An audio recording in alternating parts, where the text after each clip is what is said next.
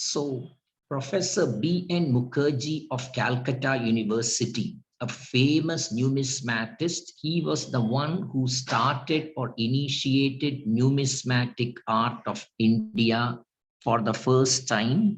And the IGNCA was trying to do a project under him to document coins as art objects. And then Professor Mukherjee told me to look out for hybrid beings and certain other categories of devices and motifs on coins. So that was the first time I was thinking about hybrid beings. And after that, we simply forgot about it, although it's part of our art history, but we don't think of it too seriously till this conference came about. But I know many of you would have heard of numismatics, but it is not, unfortunately, it is not a very popular subject. It has sometimes been called the isolated poor cousin of archaeology. Due to various reasons, it has not got the place that it deserves. And in any conference or seminar on any topic, there is a numismatic angle to it, but then it's rarely dealt with. The reason being, we do not have enough numismatists who would have worked on that subject. So before telling you of my observations and studies on hybrid beings in numismatic art, I thought I could just share with you as briefly as is possible something on numismatic art itself as to what it is. And just a moment, the screen is not moving.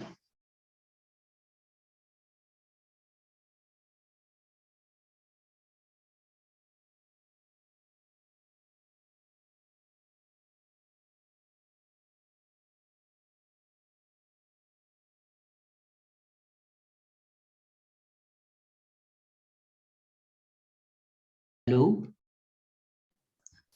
Yeah. Now, yeah. Is it moving? Yeah, no, it's not moving. So only I'm a bit stuck up. It's just okay. 1 minute. So just click on your computer, it will automatically start moving. Yeah, okay. Yeah, thank you. Yeah. So this what exactly numismatics, and usually numismatists study coins, and usually coins are studied as economic objects, which they are. Primarily, it's a means of exchange, a currency, and economic historians study more of coins than others, which is not surprising. But then there is a branch of numismatics called the numismatic art, and numismatic art is not as popular as many other sub-branches of numismatics or archaeology. The reason being, the person who studies it has to be both an art historian and a numismatist with adequate knowledge of minting technologies. And what exactly is numismatic art and what do we study there? The first 2-3 slides are on that. We try to study the devices or the patterns or the figures on coins with reference to plasticity, sense of proportion, illusion of depth. Some rare coins, the figure on the coin can look as beautiful as a sculpture, almost like a 3-dimensional marble figure. We do have such coins even in Indian numismatics. Then we study countermarks on coins. Apart from the main devices, a later king may have put some mark or some other such symbol on the coin. It's a later addition. It's like a later artist retouching a painting or doing something to an older sculpture. Then study of the significance of the various figures from a historical, artistic, social, religious point of view. If a figure is there, why it came, does it have religious significance, and so on, just as you would study a sculpture or a painting. And the same thing for an economic historian, even a broken coin or an ugly looking coin is still okay because its economic significance, it has great value. But for a numismatic art specialist, a broken coin is as good as a faded painting or a broken or a mutilated sculpture. I think you got it, how we analyze it.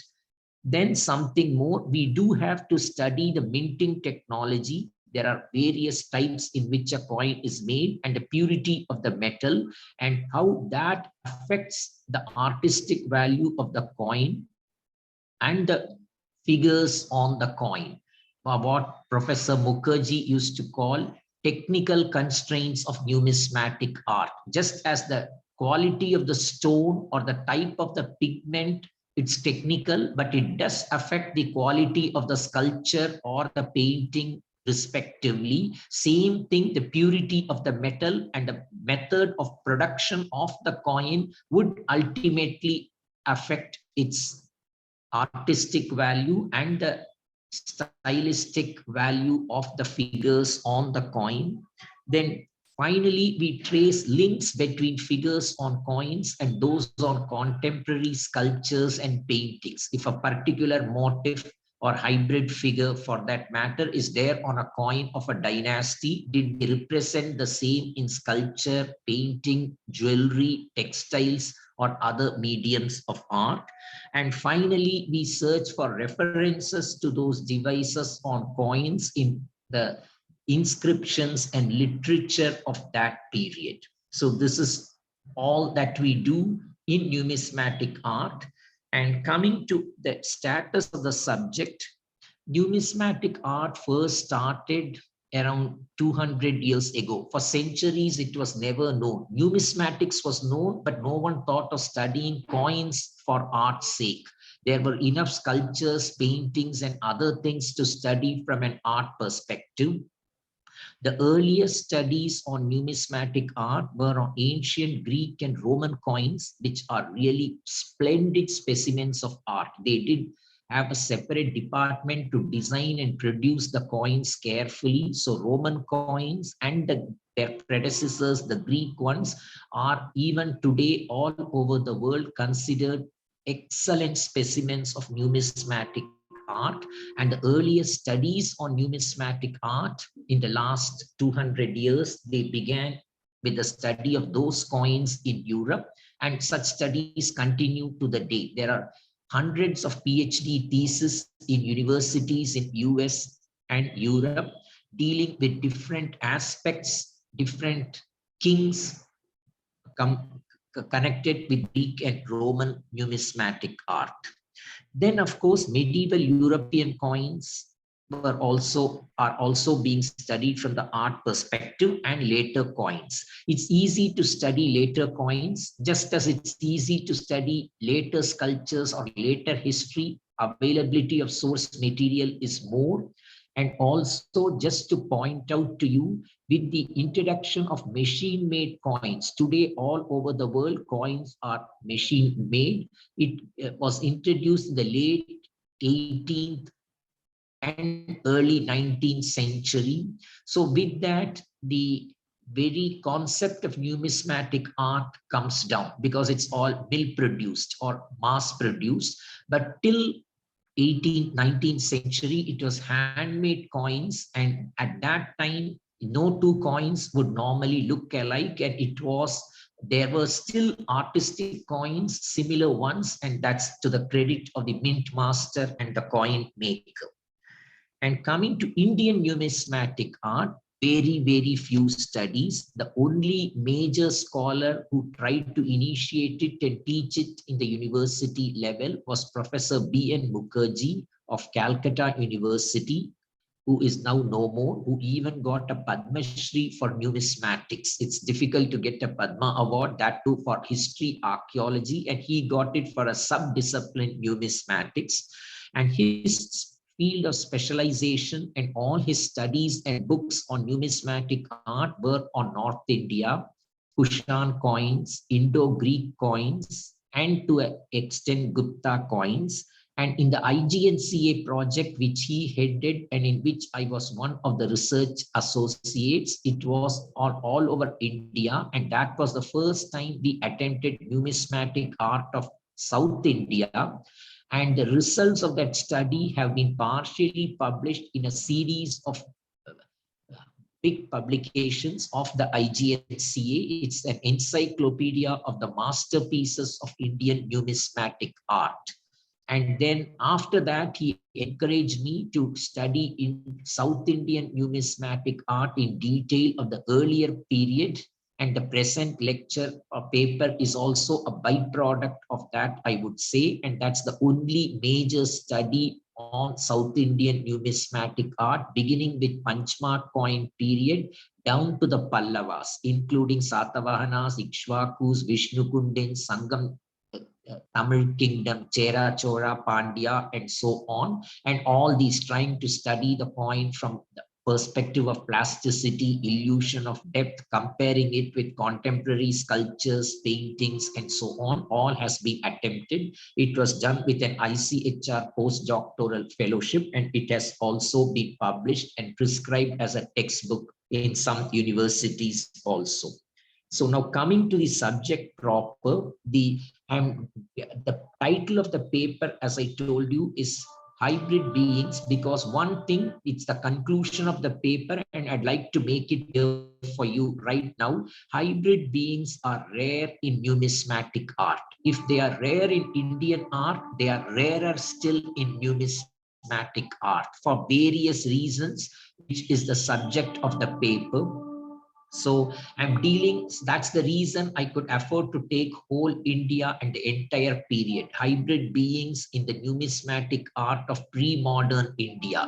It looks like an ambitious title even for a PhD or a postdoctoral thesis, but it was manageable because the number of specimens are very few. If I say numismatic art of South India or Pallava, I'll end up with just 1 or 2 coins and that's it. So we are dealing with the whole country, and I'm also showing you specimens of other numismatic art things to prove that deities, gods and goddesses were frequently portrayed with an artistic value on the coins, but hybrid beings are rare on coins. So that is the hypothesis of the paper. And we are dealing both north and south, but more of the south. And I'm beginning with, although I have gone chronologically, but I thought let us begin. It looked a little awkward. It was a dilemma for me, but then I decided in favor of Ganesha to put a Ganesha coin at the end of the paper. So I put it here, though it's a Tanjavur Maratha coin. It's one of the last representations of an hybrid being on a coin. The Tanjavur Marathas, the Marathas, the same lineage as Chhatrapati Shivaji, who came to Tanjavur and then ruled Tanjore or Tanjavur for around 200 years. They minted many coins, and one of them is of Ganesha, and with that Tanjore Maratha rule and most of the Hindu kingdoms came to an end. So it's one of the last representations of Hindu deities, including hybrid beings on coins. But because it's Ganesha, I put it first. Now we start chronologically. Panchmark coins, some symbols are taken to represent certain gods or deities or religious symbols, but definitely no hybrid beings. It's more of symbolic thing, that too not done with three-dimensional effect like the sun symbol, moon or crescent, and so on.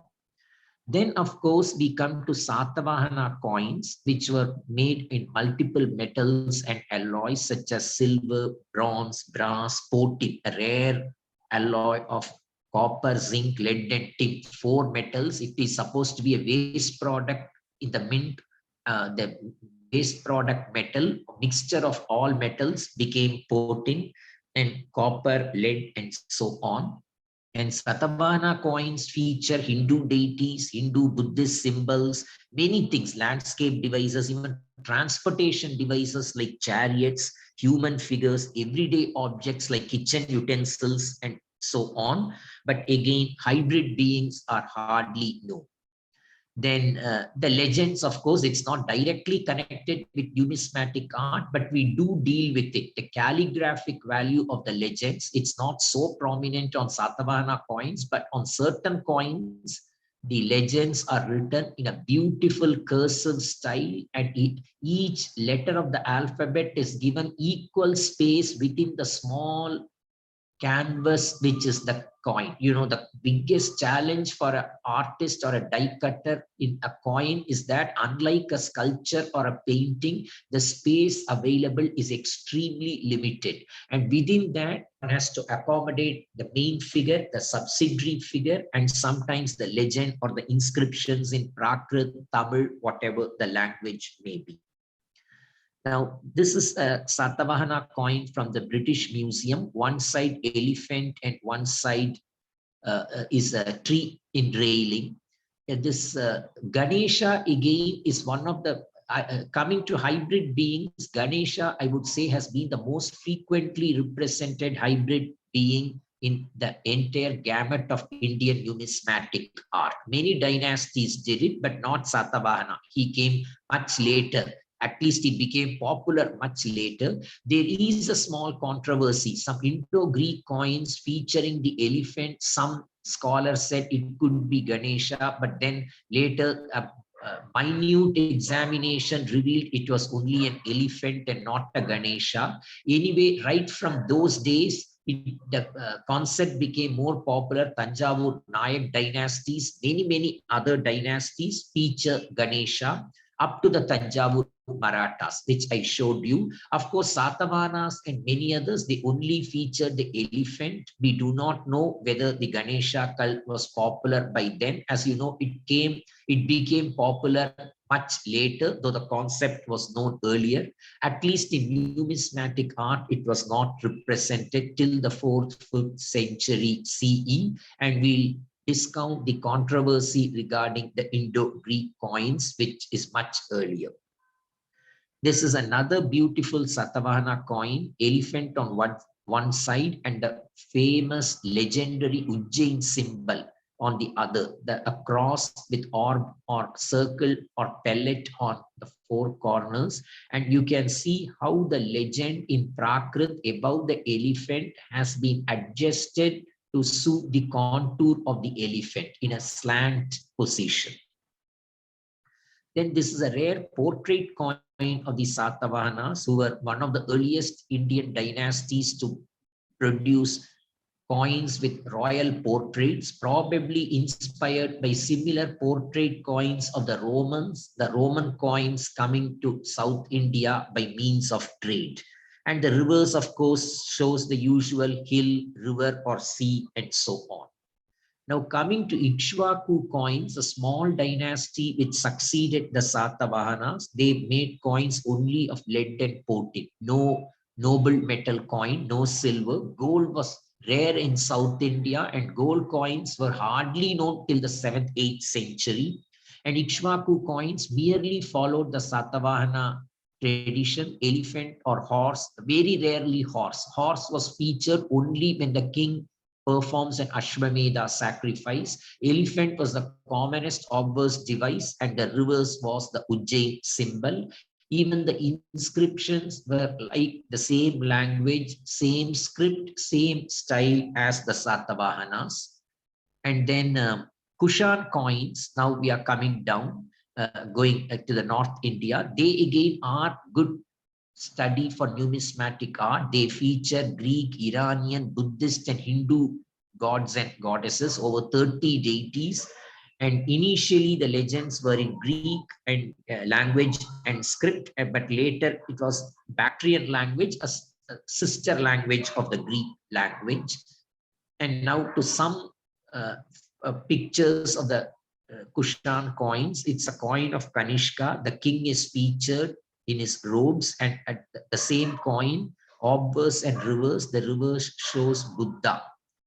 And then again, just to give you an idea of numismatic art, the Kanishka in his full robes or coat, long tunic or coat, as featured on the obverse of this coin, we feel it has been inspired by this famous statue of Kanishka in the Mathura museum. It's a headless statue. Unfortunately, the head is gone, but with the inscription, we are able to know it's Kanishka, and it's a very famous one. And the dress is almost similar to the one on coin, just to make a comparison between sculpture art and numismatic art, as done by Professor B.N. Mukherjee, who was a specialist in Kushan coins.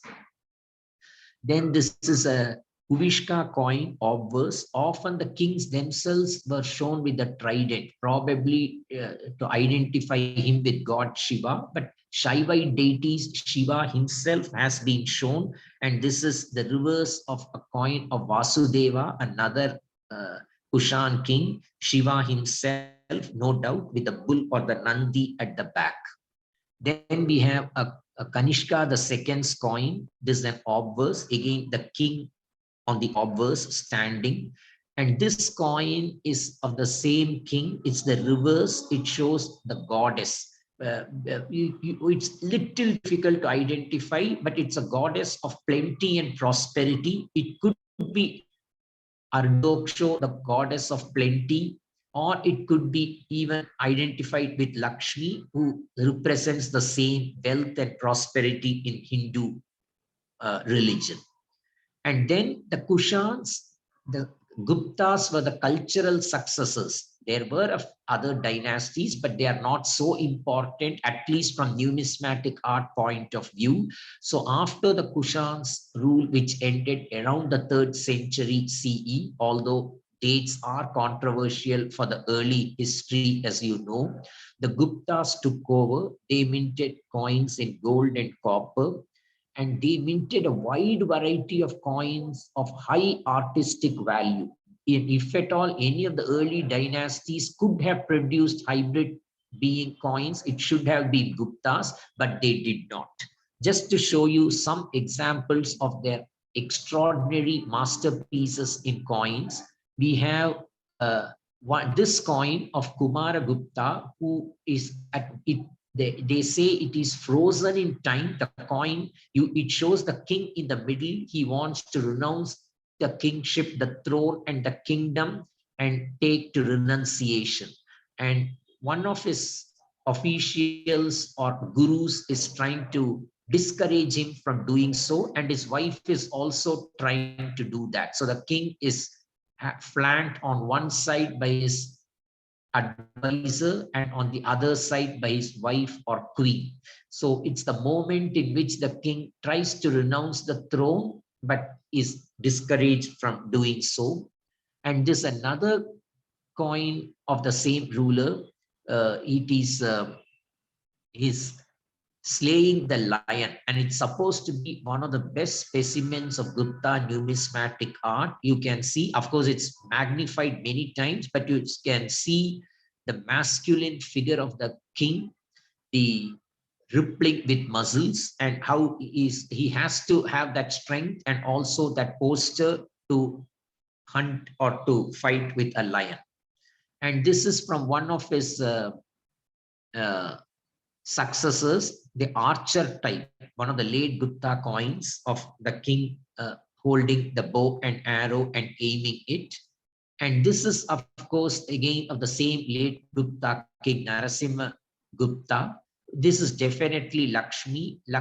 They were worshippers of Vishnu. Some of the kings called themselves Parama Bhagavata, and they identified themselves with Vishnu. And this coin is definitely of Lakshmi. And sometimes they say the Gupta queen herself was identified with Lakshmi.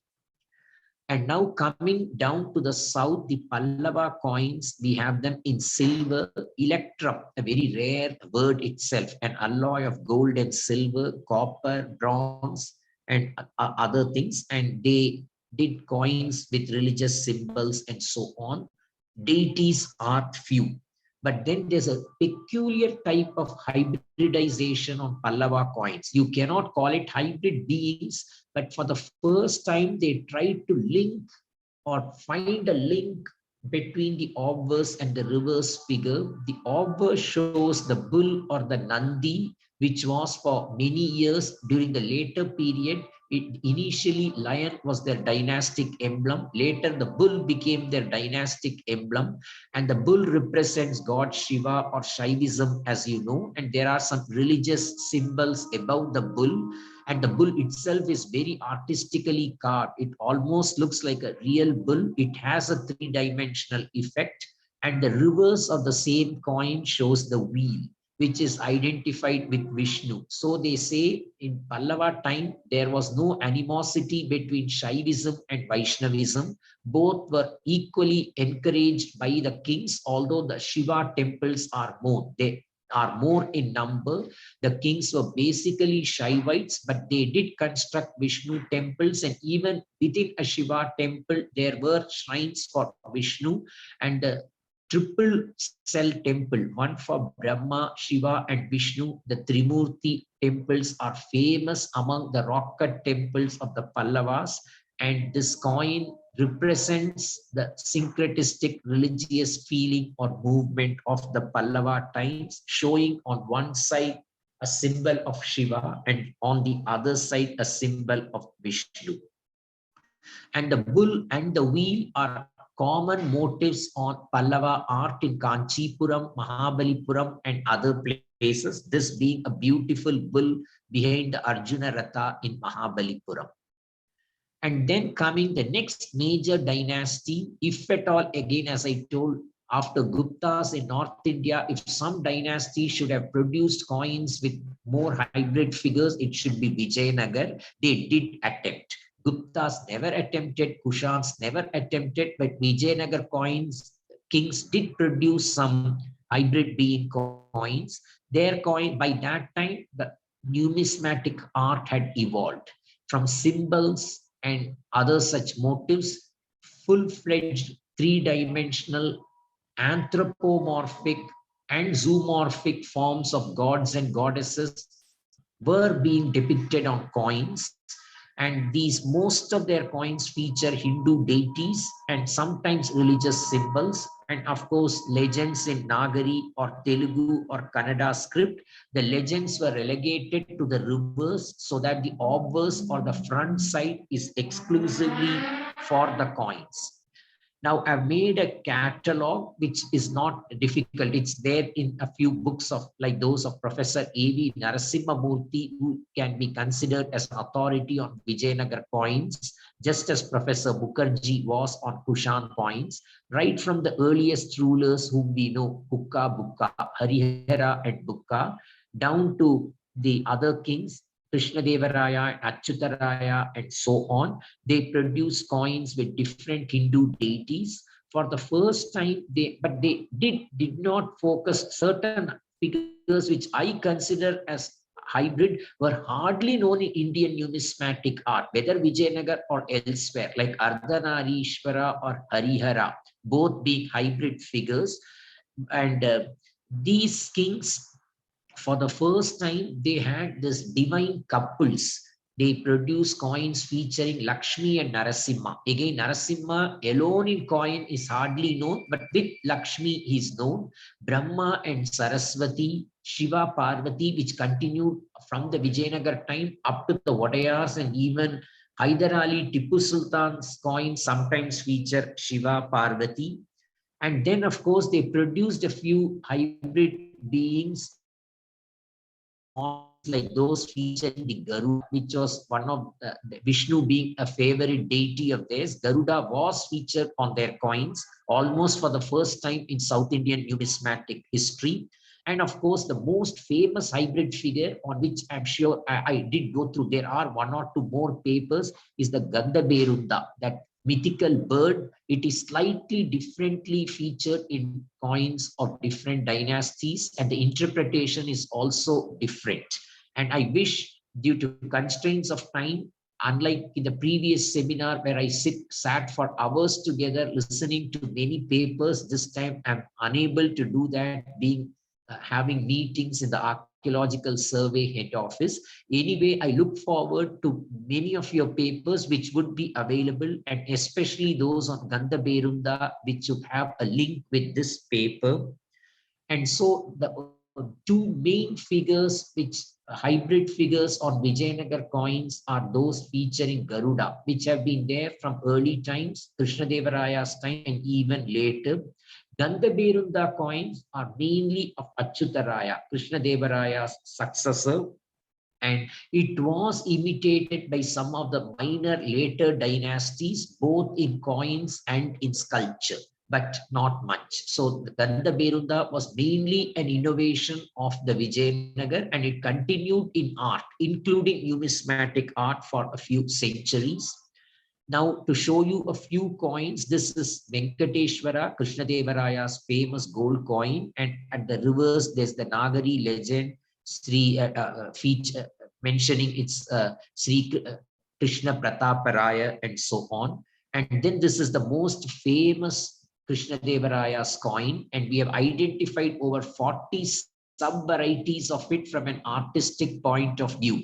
It's Krishnadevaraya featuring the Balakrishna type coins, Krishna holding a lump of butter, baby Krishna coins. And they say it was around this time that he built the Krishna temple in Hampi. And this became a favorite coin of his. And we have hundreds and hundreds of such gold coins, which we have discovered. And the museums which have the largest collection of these Krishnadevaraya's Balakrishna type coins are the Hyderabad Museum, State Archaeology Museum, and the Madras Museum at Egmore in Chennai. And we have studied the coins in close scrutiny, and we have been able to see slight variations, maybe depending on the die or the mint. In some cases, Krishna is featured with the peacock feather above his head. In some cases, the peacock feather is absent. Some cases, his right leg is kneeling or folded, and in some cases, it's his left leg, and so on. But basically, it's all Krishna, Balakrishna holding the lump of butter, baby Krishna, and it's again Sri Pratapa Krishna Raya on the reverse.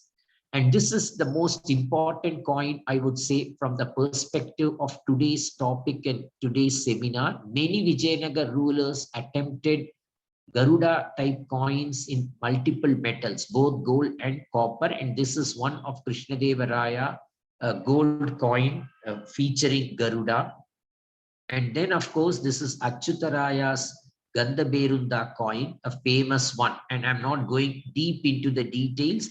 The Gandhaberunda, what it represents and why they featured such a mythical bird and what were its capabilities, much has been written and analyzed. But anyway, it's a unique hybrid figure, and maybe it was known in the pre-Vijayanagar times, but basically, at least in art and definitely in numismatic art, it began or became popular with Vijayanagar times only, but we are able to see it in some later sculptures. This is a sculpture on the ceiling of a temple of the Nayaks of Ikkeri or Keladi in Karnataka, where the same Gandhaberunda has been featured in stone on the ceiling of a temple.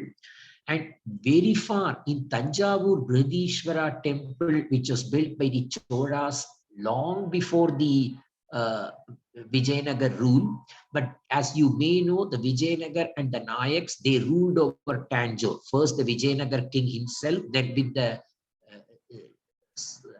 Vijayanagar king becoming less powerful, the local governors or Nayaks asserting their independence, including the Tanjavur Nayaks and the Vellur Nayak, the Madurai Nayak, and so on.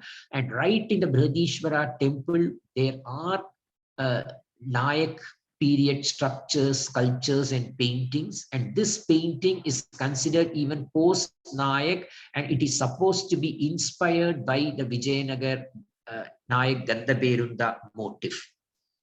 And so this, in short, is my paper on the new hybrid beings on the numismatic art of pre-modern India.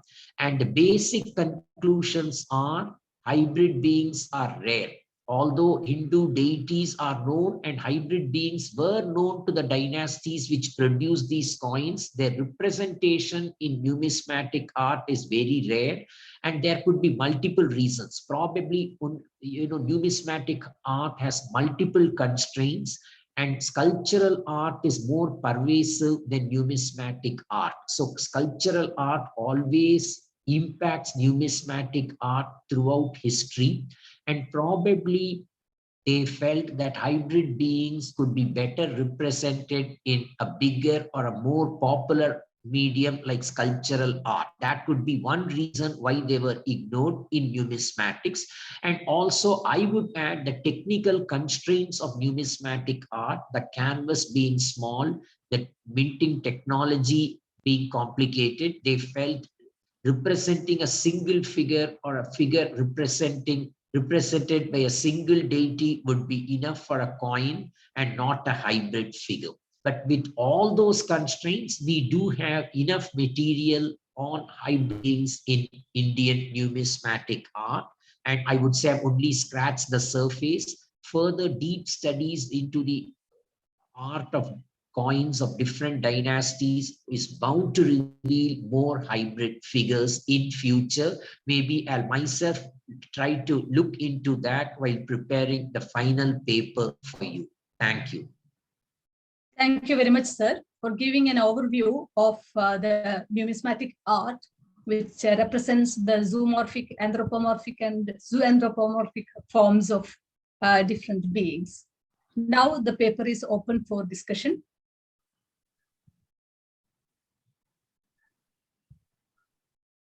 I think there are some comments on the chat box.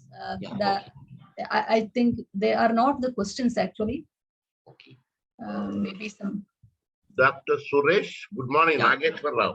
Yeah, good morning, sir. Good morning. Yeah. Sir, I have a question. While you were mentioning about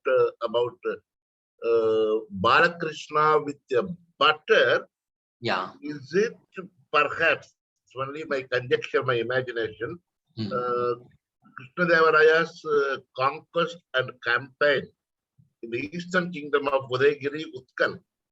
Out of this campaign victory, perhaps this coin has been minted. Well, what do you think? Yeah, Please comment on that. I do agree. Historians do say that conquest of his was one of his major conquests done in the beginning of his military career or royal career, and great importance has been attached to it. And historians do say, so I do agree, it's quite well known and well accepted. No one disputes it. That victory where he brought an image of Krishna from the conquered territory to Hampi and installed it in the Krishna temple. And in the Krishna temple and in many other temples in Vijayanagar, you have this Balakrishna represented on the walls. And definitely this coin was an inspiration of that, because no other king, even no other Vijayanagar king before or after Krishnadevaraya attempted Balakrishna type.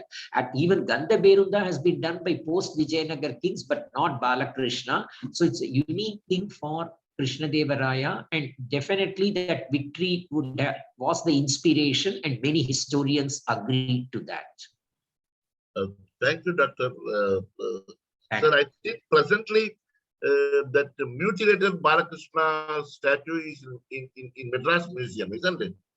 I'm not too sure, because I have not seen it in the Madras Museum, so I'm not able to comment on it. There has been a question raised by many tourists, writers on Hampi, even travel writers and scholars also. What happened to that the Krishna image brought by Krishnadevaraya from Odisha to Hampi? It is not in the temple. The temple is not in worship, as you know. And where is the image? But maybe it's in the Madras Museum, but at least I have not confirmed it, so I'm not able to say. But scholars do say the image is there, and some scholars have seen it and studied it.